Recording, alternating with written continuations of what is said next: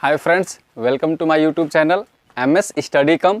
जैसे कि आज आपको मैं बता दूं दोस्त कि आज का जो मेरा क्लास है वह इंटरमीडिएट के लिए क्लास है और आप लोग के बहुत कमेंट करने के पश्चात मैंने उस क्लास को लिया। आज जो मैं आपके सामने प्रस्तुत कर रहा हूं यह क्लास है इंटरमीडिएट के लिए, जो कि इसमें मैंने उस चीज़ को लाया है। बहुत मेहनत करने के पश्चात मुझे वह हासिल भी मुकाम मिला है कि मैं आपको ऐसा एग्जाम्पल बता रहा हूं जो प्रत्येक वर्ष एवरी ईयर 12 बोर्ड के पेपर में पूछता रहता है। तो आइए दोस्त, मैं इसको आसान सरल तरीके से बता रहा हूं, इस तरह से मेरे वीडियो के अंत तक बने रहें। आइए हम लोग जोड़ते हैं। क्वेश्चन है combine of the following as directed.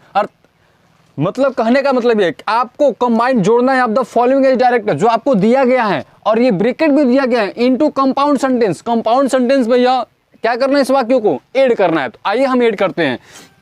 I went to Delhi, मैं दिल्ली गया। I went to Agra also, मैं आगरा भी गया। तो इसका सबसे आसान तरीका दोस्त यह है कि आप इन सभी वाक्यों का हिंदी निकालिए। हिंदी निकालने के पश्चात उसको हिंदी में जोड़ दीजिए और उसी को ट्रांसलेट कर दीजिए। तो आइए दोस्त हम लोग करते हैं यहाँ पे। आई वेंट टू दिल्ली, मैं दिल्ली गया। आई वेंट टू आगरा, मैं आगरा भी गया। तो इसका यह हो जाएगा मैं दिल्ली और आगरा भी गया। इसी को ट्रांसलेट करते हैं। I went to Delhi and Agra also. इस तरह से यह क्या हो जाएगा, इसका कॉम्बिनेशन हो जाएगा कंपाउंड सेंटेंस में। नेक्स्ट आते हैं अगले क्वेश्चन में। The question is too difficult to solve. यह प्रश्न बहुत ही कठिन है हल करने के लिए। इसको किस में करना है दोस्तों, into complex sentence. Complex sentence में जोड़ना है। तो ये भी बहुत आसान है। हम कंबाइन करते हैं तो हो जाएगा द क्वेश्चन इज, हम टू को किससे बदलते हैं, सो में। सो के पश्चात हम एडजेक्टिव, एडजेक्टिव यहां पे क्या है, डिफिकल्ट। उसके पश्चात हम यहां पे क्या लिखते हैं, दैट। और दैट के पश्चात हम अकॉर्डिंग टू सब्जेक्ट के अनुसार यहां पे सब्जेक्ट लेते हैं। यहां पे क्या है, द क्वेश्चन, तो हम लिख सकते हैं यहां पे इट।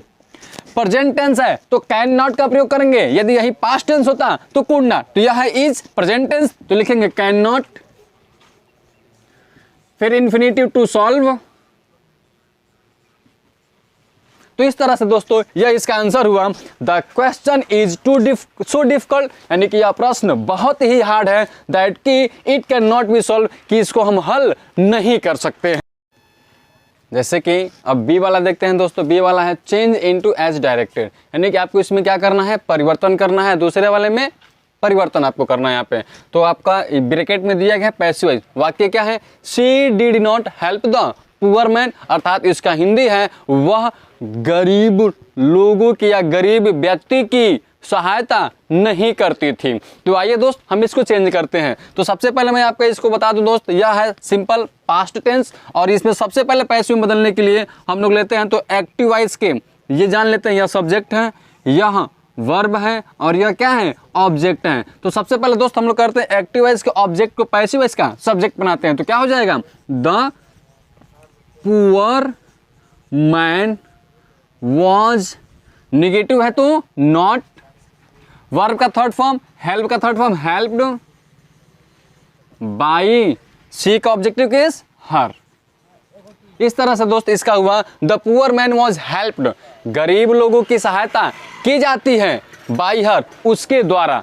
अगला जो क्वेश्चन है, you have called me at once, आपने मुझे तुरंत बोला या बुलाया। तो इसको किस में चेंज करना दोस्तों, इन निगेटिव सेंटेंस, नकारात्मक वाक्यों में। तो आइए हम लोग इसको निगेटिव में चेंज करते हैं दोस्तों। क्या हो जाएगा, वेरी सिंपल है, इतना सिंपल है कि मैं क्या बताऊं, चुटकियों का ये खेल है। बस क्या करना है, बस हेल्पिंग वर्ब देखना है और उसके पश्चात नॉट का प्रयोग कर देना है। तो आइए हम लोग तुरंत करते हैं। ये हो जाएगा you have not called me at once.